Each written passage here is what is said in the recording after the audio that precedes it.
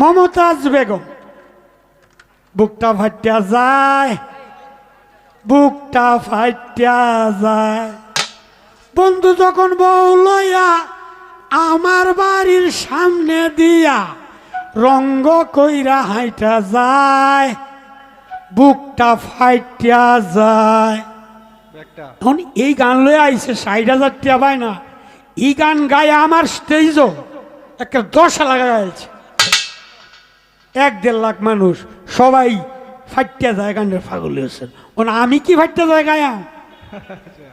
তাড়াতাড়ি মালিককে কইছি, মালিক তুমি মিলাই দেও। আমার মালিক মিলাই দিছে কিতা,